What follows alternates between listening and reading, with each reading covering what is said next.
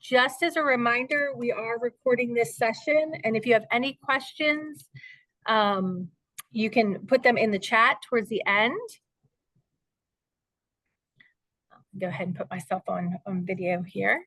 So good morning. Welcome to Scholarships and Financial Aid. My name is Jennifer Crowder, and I am the career counselor at Patrick Henry High School.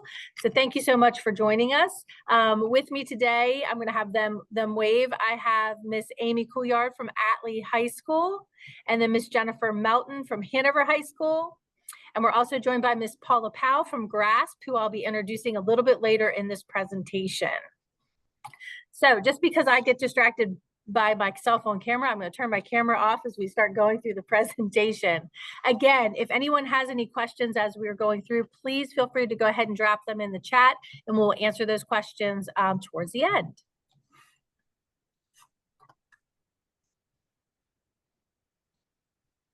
Okay, so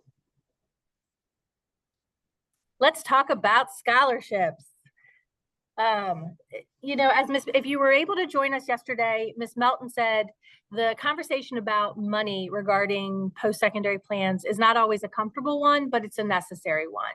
So that's what we're going to be addressing today. We're going to start talking about scholarships first, and then we're going to talk a little bit more about just all the financial aid aspects. So navigating paying for college can feel very overwhelming.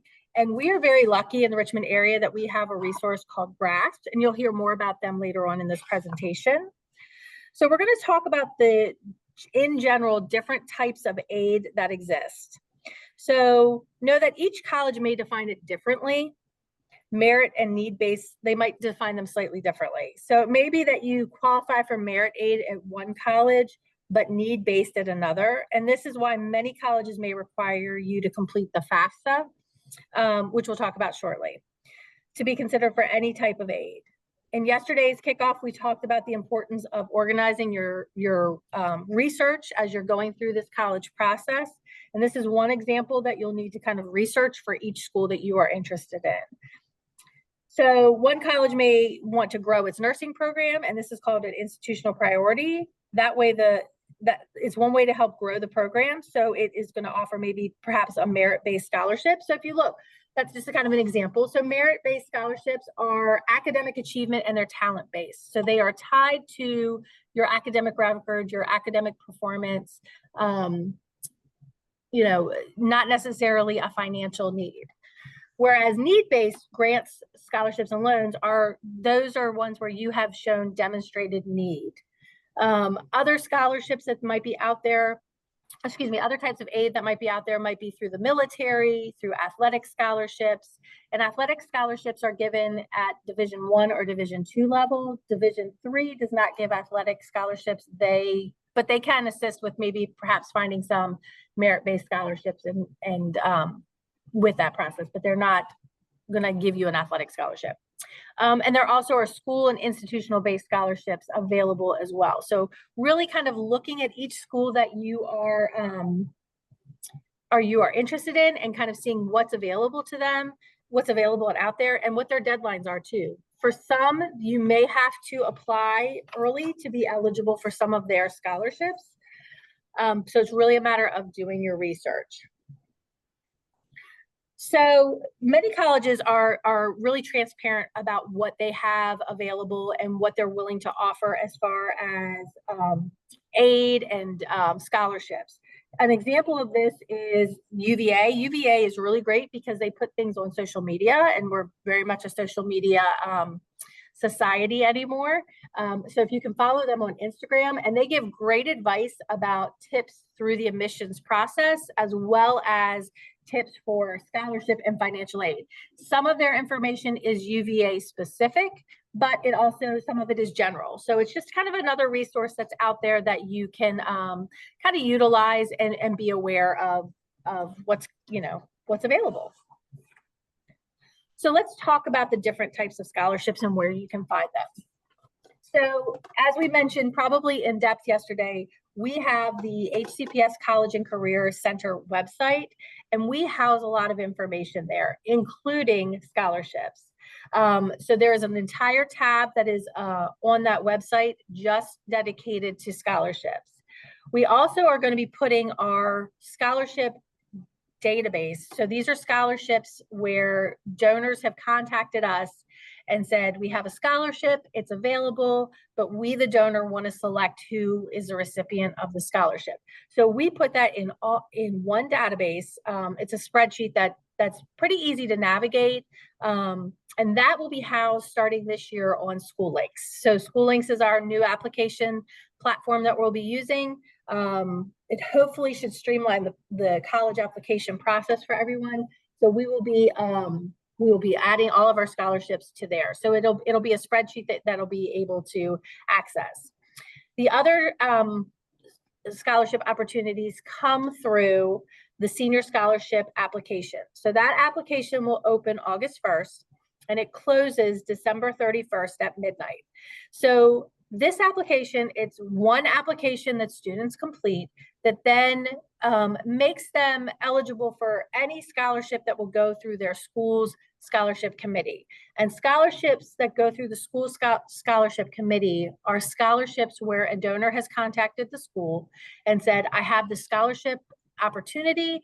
I'd like to give it to a student at your school, but I'd like the school to choose who would be the best recipient for the scholarship.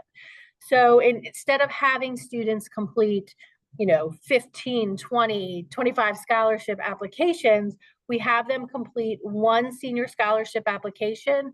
So then we have all of that information. So that scholarship application, the senior scholarship application, will be found on our website. It'll be found in Schoology. We're going to push it out quite a bit. Students will be able to access it, but I just want to make clear there are two different types of scholarships that we run through the schools. One is a scholarship where the donor selects the recipient, and that is found in our scholarship database. And the other is the scholarship where the school is asked to select the recipient, and that is for students who complete the senior scholarship application. That was a lot, I realize, but we will have all this information available. So we use Schoology quite a bit, and we will push out the senior scholarship application there. And sometimes we'll push out some specific scholarships on Schoology. I know, for example, if, at Patrick Henry, if there is a scholarship that's specific to perhaps like an area, like if there's a Montpelier specific scholarship, I will put that information on Schoology and send a message out to all of the seniors to let them know that that's available. So please, please, please, seniors that are on this, please make sure that you are in the process, that you definitely this year, if you haven't before, check Schoology.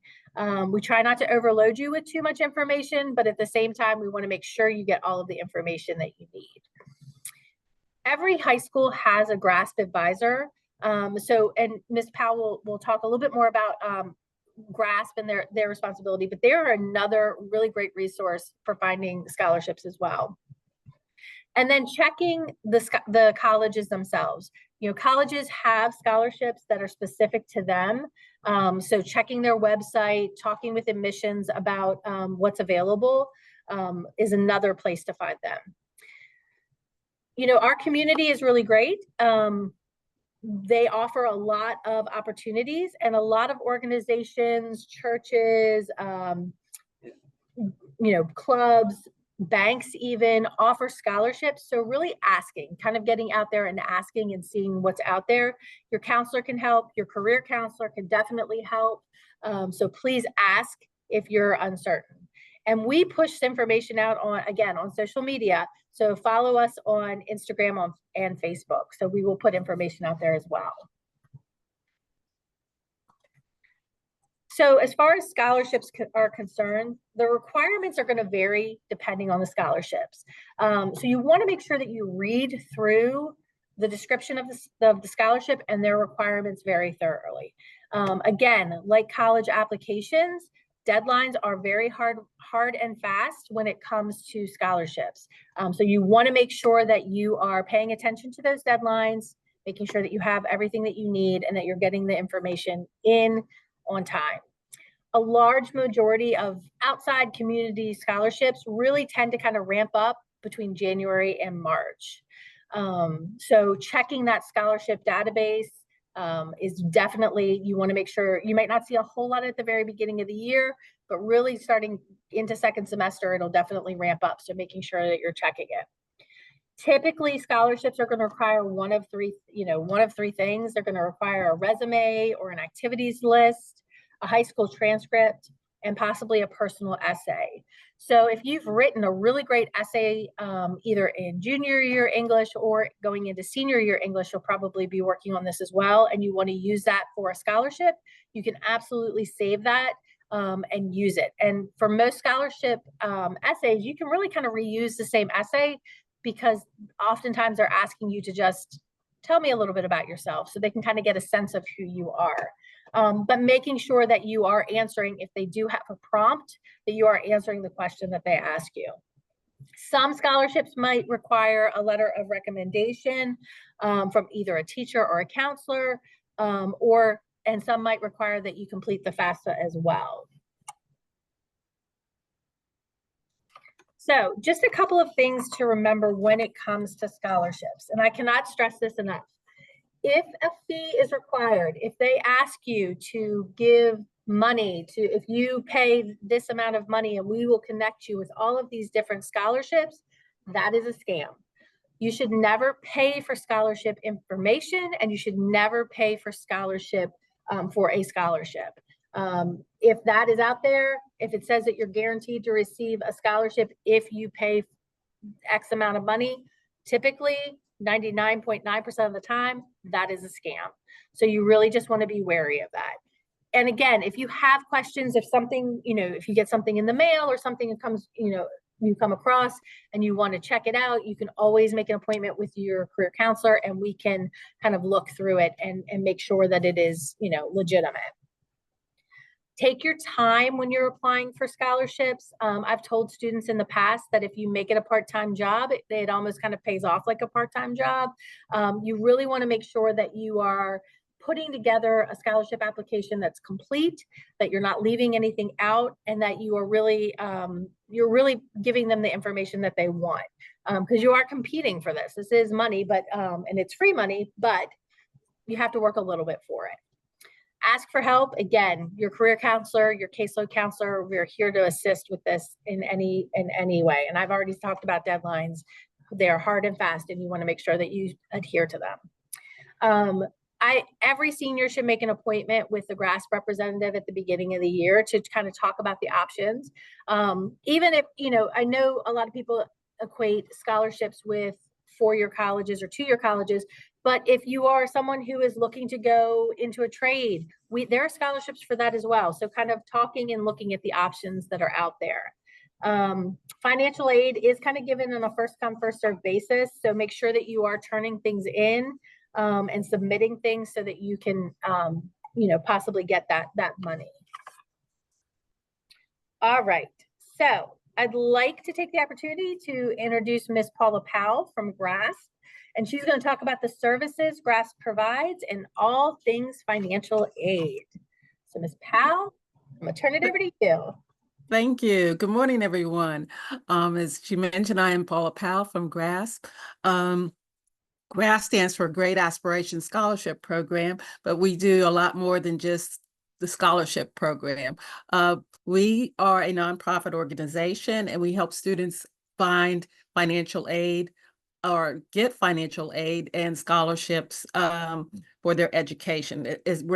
We can't guarantee any money, but we take you through the process of applying for financial aid and telling you where to look. As we mentioned before, we are assigned to every high school in the Richmond area and also in Southwest Virginia. Our services are free and confidential. So when you set up your meeting with your GRASP advisor, you can count on it just being one-on-one with your advisor. Parents are welcome to come and also meet with the advisor as well with the student. And here is the list of names of the advisors at each of the schools in Hanover. And as it says here, I'm with the Georgetown School, but each of us have been in training for this for several years. We've been doing this for several years. So you've got really good people helping you out with the GRASP opportunities.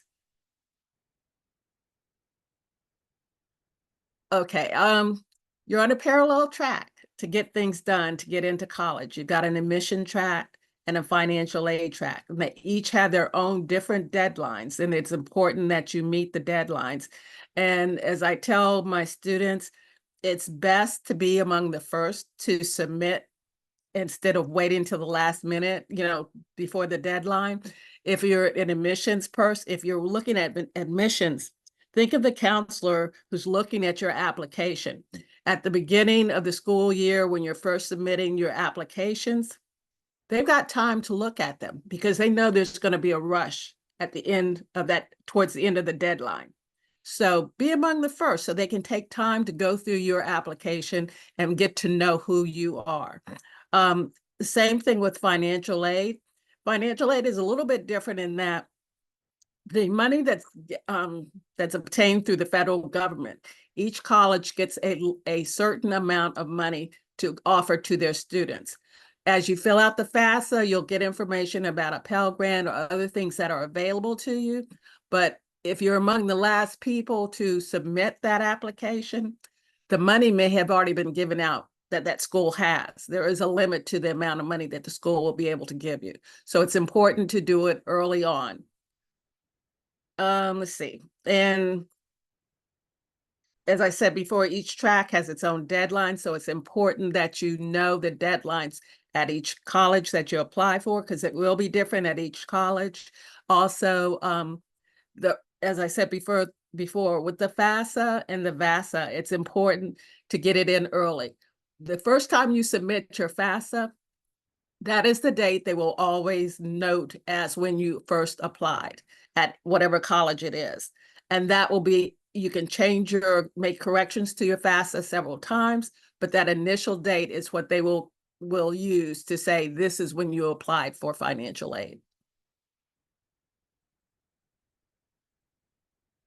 Definitely students need to talk with their parents to know, get some guidelines about how much funding is available to you or how much you will need to find.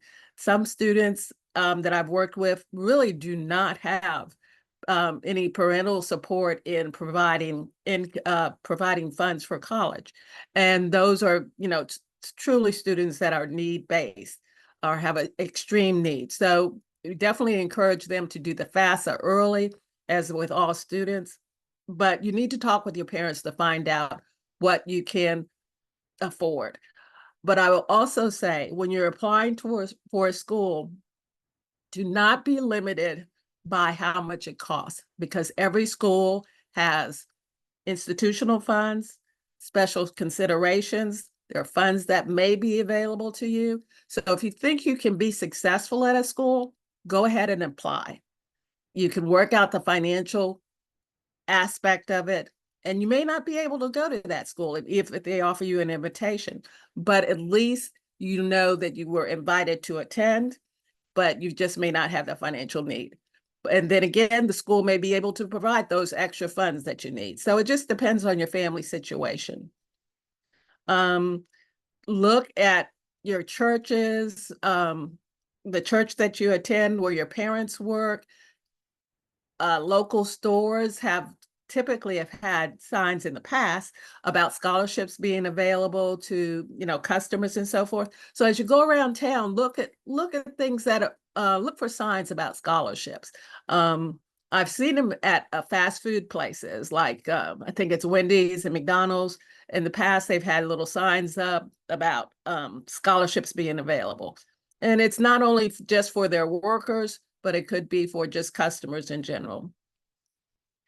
And just come up with a plan. Come up with a plan for financing school. You're going to have to work to get the scholarships. And when I say work, it just means looking up and investigating scholarships that are available to you.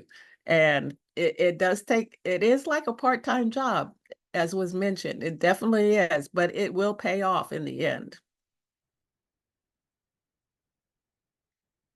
Okay, there's one thing that holds true about financial aid assistance from a college. You will need to either fill out a VASA, which is for Virginians who are non-immigrants, undocumented, have DACA status, or otherwise ineligible to file the VASA. And they can be considered for state financial aid if you're going to a school here in Virginia. The FAFSA, which is the free application for federal student aid, is for United States citizens and eligible non-citizens, and they can complete this form to apply for federal student aid and state institutional aid. You'll need to fill out one of these two forms, and if you're not sure as to whether you are eligible for which one, the website shown there will help you determine which one you are eligible for. Okay, a second or another financial aid form that is required by some schools is called the CSS profile. It just provides additional financial aid information about your family's financial situation. The FAFSA and VASA only deal with income. They don't address any expenses at all. And the CSS profile looks more into a total picture of both income and expenses, special situations, and so forth. So a few of our colleges do require that. UVA is one. There are a few others that do. But for the most part, most of the Virginia colleges just require the FAFSA.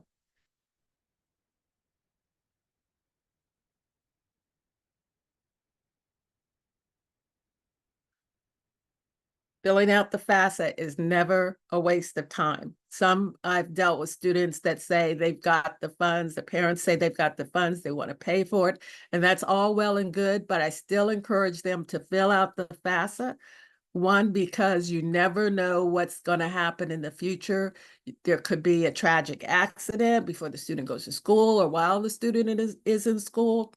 That FAFSA gives you some kind of insurance of having funds available. Because once you apply for the FAFSA and you sign up with the school that you're eligible to, say, to get a student loan or certain funds, if you don't take those funds for the first semester, that's okay, that's fine. You can handle it on your own. But if you might need it for the second semester, those funds should still be available to you for the second semester. It will be half of the amount that's shown on the FAFSA, but it still should be available to you. So it's kind of like an insurance policy.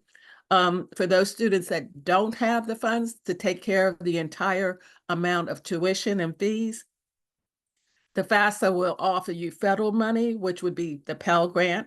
And those are for students that have an extreme need for funds for school. They have a work study program, which you work on campus and you get paid for the funds for the work that you do, and you get a paycheck and you spend the money however you need to spend it. Also, we have federal student loans. They typically have the best interest rates, delayed repayment. In addition, you'll see information from banks offering you student loans and so forth. What I found the main difference between the two is, one, the interest rates, but also the banks will require you to pay a prepayment amount if you pay off your loan early. The banks are interested in getting their interest money. So if you pay off the loan early, they may charge you something extra. The federal government will not do that. They just want you to pay off the loan. So just keep that in mind. Also, there are some state funds that are available.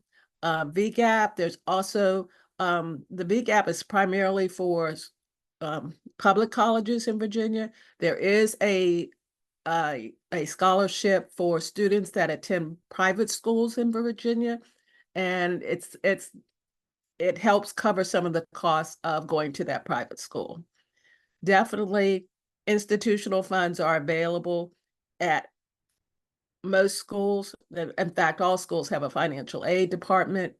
Make sure you look at their application and find out what you need to do to apply for their funds that are available.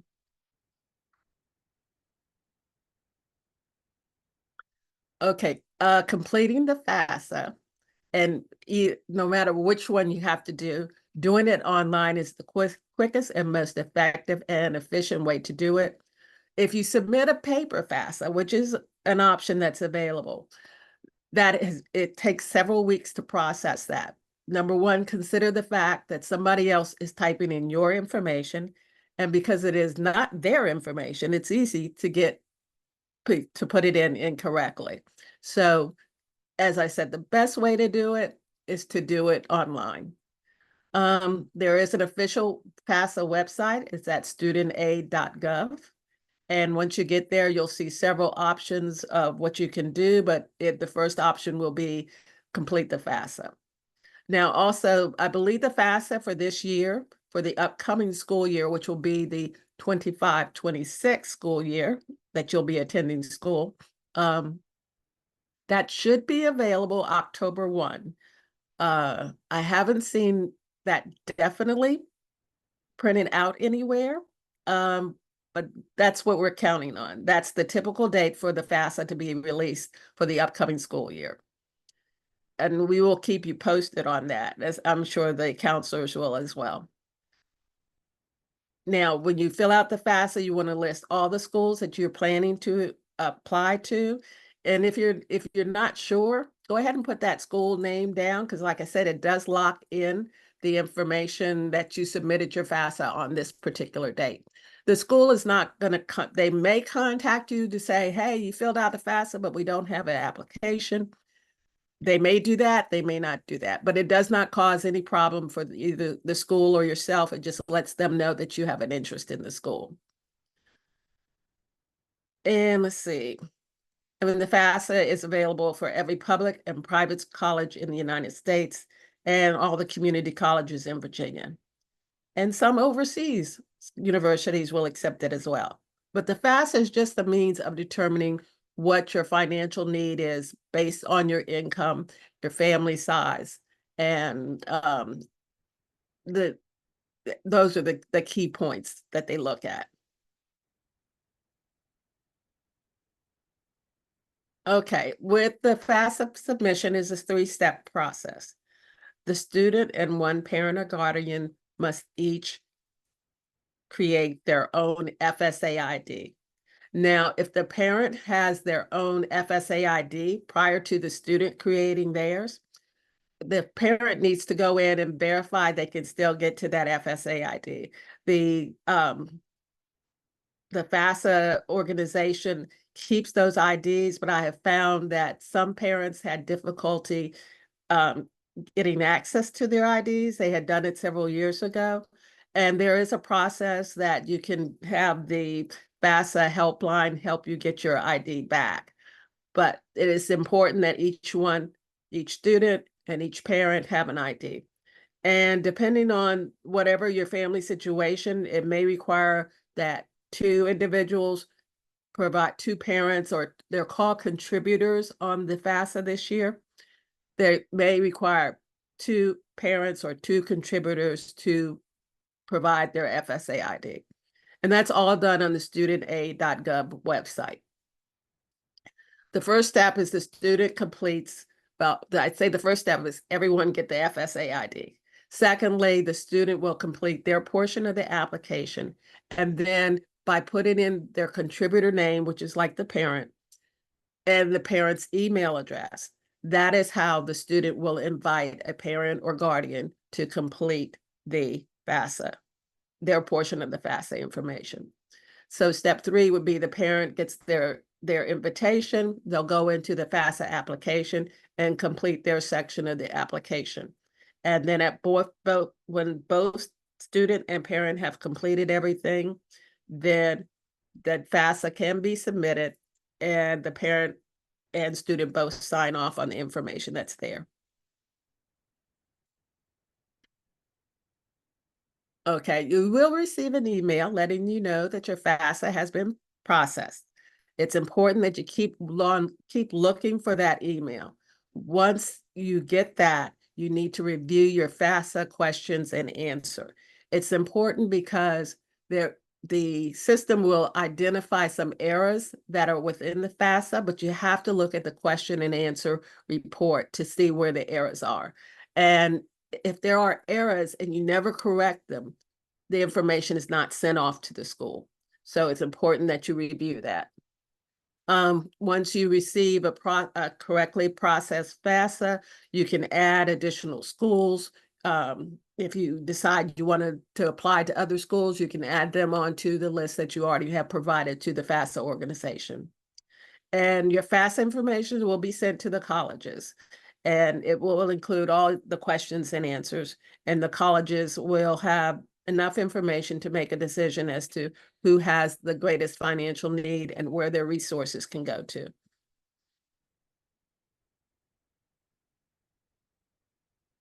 Once you have been accepted at the school and the FAFSA has been provided to the school, in addition, any institutional applications for financial aid have been processed, you will receive a financial aid award package, and they will let you know how much money they can give you, and they will break it down by federal grants, federal student loans, institutional aid, state aid. It'll all be laid out. You will have the opportunity to accept or reject any aid that's provided on the sheet. You'll have to go through each one and say you want it or you don't want it. So it's important that you look through that acceptance letter or financial award package. Now, if you've applied to several colleges and you get several award packages, GRASS has a great process of helping you identify which one is the most beneficial for you, which one is going to provide the most funds to you. So it's great to talk to your GRASS advisor once you get those financial aid packages, so you can do a comparison and figure out which one looks best for your family.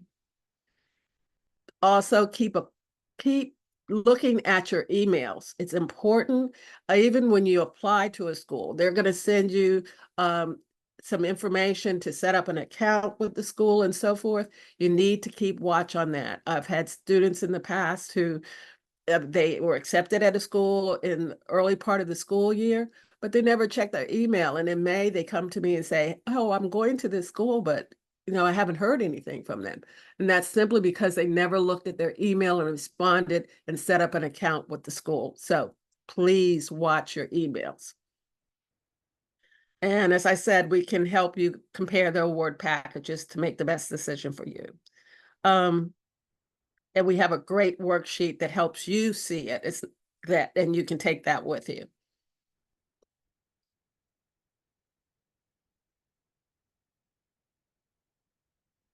Okay, each school has their own FAFSA deadline, and you can find that on the school's website. It's important that you make that deadline, because if you don't make it, it's pretty much guaranteed that you're only going to get student loans. So if you want scholarships and institutional aid, make sure you meet that FAFSA deadline. And as I said before, the CSS profile is just a second financial aid form required by a few schools in Virginia. Again, they have a deadline for submission of that. Typically, it's pretty early in the school year. I would say before December, but don't quote me on that. But make sure you check the deadlines for any school that does require the CSS profile.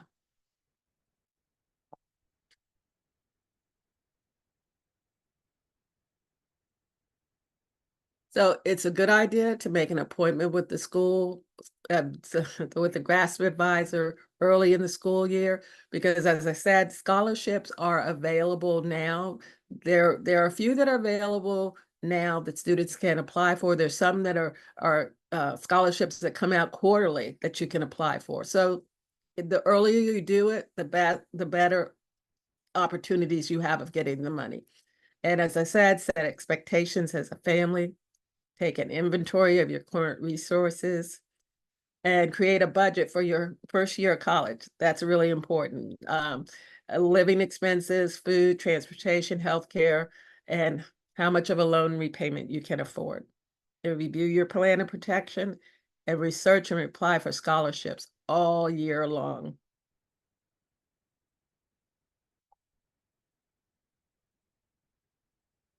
Also, just to mention, GRASS has a scholarship. Well, GRASS has a website as well.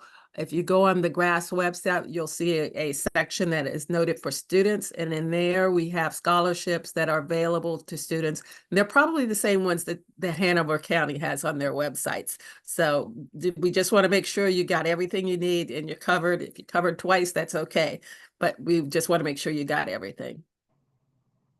Okay, thank you very much, Ms. Powell. I appreciate all of that information. We know it's a lot, and we know that a lot of that information can be a little bit overwhelming.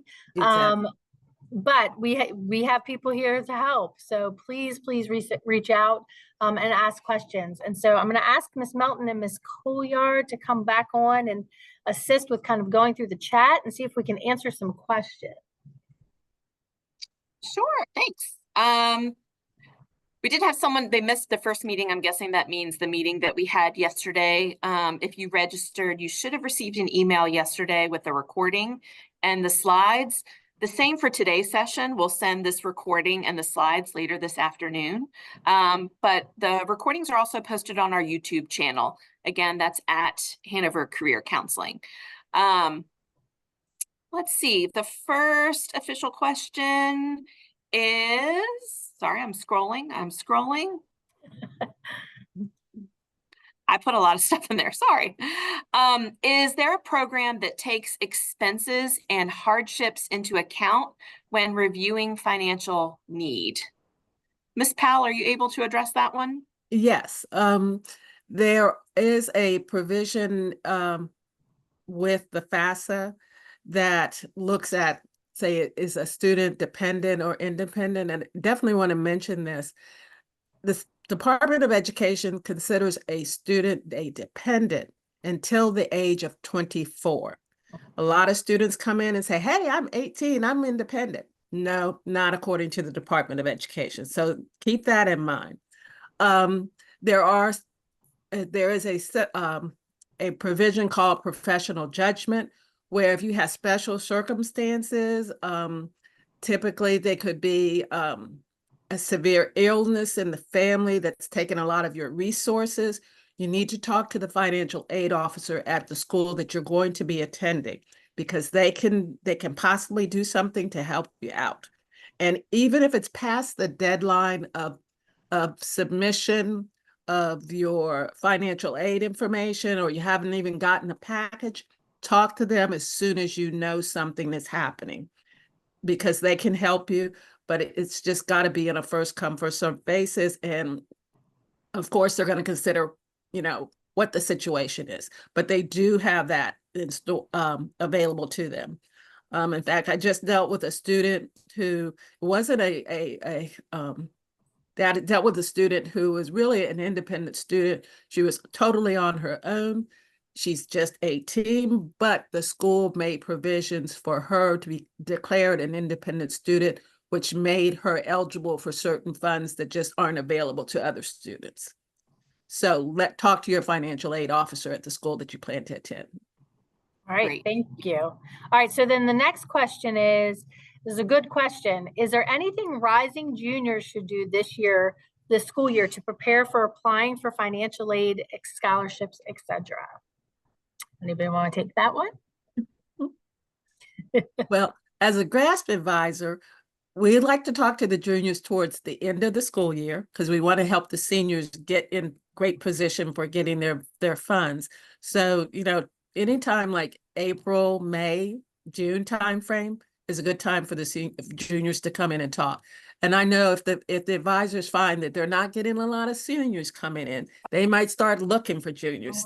So just keep that in mind. Let people know, let your counselors know that you're interested in talking to the GRASP advisor if you're a junior. Mm-hmm. And really a great thing that juniors can start doing this year is starting to work on that resume and list of activities. A lot of times, I've had students in here filling out scholarship applications, and they're like, gosh, I know I've done stuff, but what have I done? So junior year, kind of really compiling like list of activities, camps, volunteer activities, anything that they're involved in, working, anything that they've done, kind of putting that together so that that'll be easily accessible when they start filling out those scholarship applications. I definitely would say that is my best advice for juniors. Absolutely.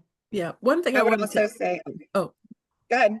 one thing I want to add is that there are a lot of scholarships out there for just high school students. It doesn't have, they don't have to be seniors. So the juniors can start looking for scholarships now. So it's not just limited to high school seniors. Ms. Couillard? That's what I was going to say. I'm walking out of the library so I don't Oh, echo. sorry. Sorry. So yes, that's what I was going to say, is that it's a good time now to start looking at what's already out there for them so that they can be familiar with, you know, what they might want to be doing in the future. So just doing some research would be a good idea. All right. The next question, does the FAFSA have debt you need to pay off after graduating college? I'm not sure I fully understand that question. The only thing that I can think is the FAFSA is actually the application, not the money that you get. So I think that maybe there's some confusion as to understanding that the FAFSA is actually an application, and based on the FAFSA, you may get grants or scholarships. I mean, grants or loans. Grants are not paid back. Scholarships, loans. So that's the only thing that I was thinking when I read that, was maybe there was confusion about the FAFSA itself is the application, and the money that you get is either loans, grants, and then you would pay back based on that. The next one, does the FAFSA package come from the individual colleges and universities? Yes. So this is after a student has been accepted, they will, or even once they've applied, they will get access to a portal. Those acceptances will tend to come within that portal, and then their financial aid packages will tend to come through there too. So they'll need to check those. And then the next question, can someone apply for FAFSA and the VASA? No, it's one or the other, again, kind of depending on your citizenship, as Mrs. Powell was sharing earlier. One of y'all want to take the next one? All right. Says, with receiving scholarships from different outlets and places, how do we access them all? Is there a place all of the funds go? Do we need to apply for a Virginia 529 account? Is it beneficial to do so at this point, being the parent of a senior? So there was a couple of questions, I think, within that. So I think, as Ms. Melton said, as from the schools, you'll have a portal, which will have all of that information. You'll also get award letters from the schools. I think I'm reading the question correctly, if anybody else is reading it differently. And then all the funds will go directly towards, they won't come to you, they will go directly to the institution where you'll be attending. That's same with scholarships as well. When we award scholarships, we do not send the money directly to the student. The money goes directly to the school, institution, wherever the student is going to be continuing. Ms. Powell, do you want to answer this one? Do we need to apply for a Virginia 529 account? Is it beneficial to do so at this point, being the parent of a senior? I'm not sure about that. I think it would be beneficial. Of course, the 529, they encourage students to do that, or parents to do that early on in the child's life so that it can grow. But that's something I really need to check on. So I'll have to get back to you on that. Okay. I love that we have a question about school links. We're very excited about getting this. So the question was, when can we log on to school links? So counselors are just finishing up their training on school links right now. Once the school year begins, we will be going around, each counseling team will be going around to meet with seniors and giving them an onboarding. We will also eventually do the same thing for all grade levels throughout this year. We haven't quite worked out the parent piece soon, but that is coming. We have a phenomenal new communication program this year that Hanover has adopted called Parent Square. If you haven't received information about that, or you haven't kind of created your account yet, please be sure to do so. That is where we'll be pushing out information. And then the next question is, is there any thing that's different for homeschool students, resources and things like that? I'm going to defer to someone else because I don't know the answer to that. I don't think that there is, but I don't know.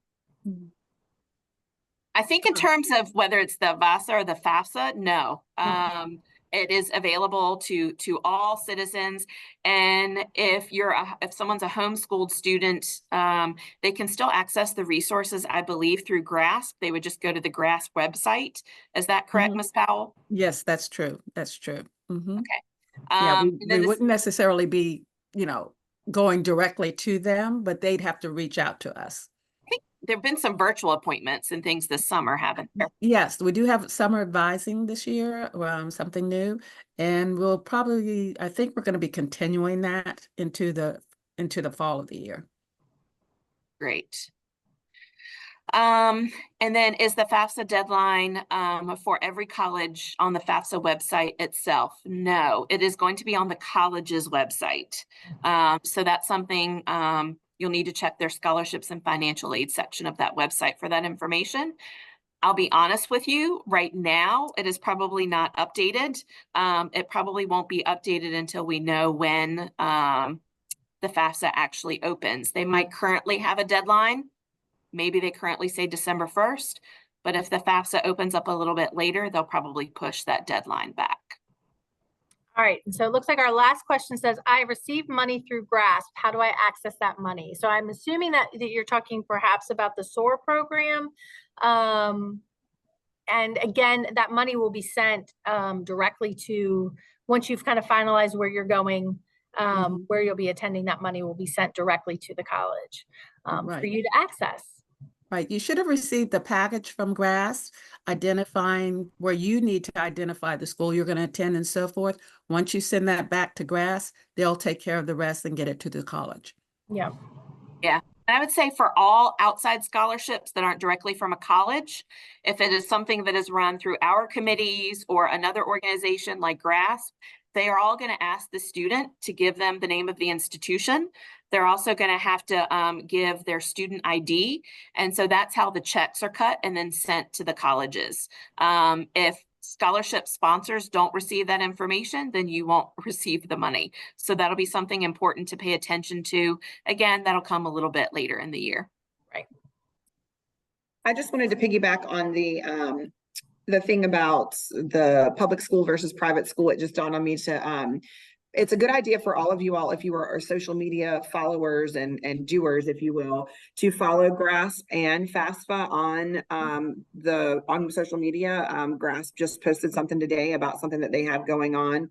I don't have my phone right in front of me, otherwise I would tell you the date, but they have an event that that's going on in the community. I don't know, Ms. Powell, if you know what I'm talking about, but I haven't seen that that yet. would definitely be available to anyone, including our homeschool folks.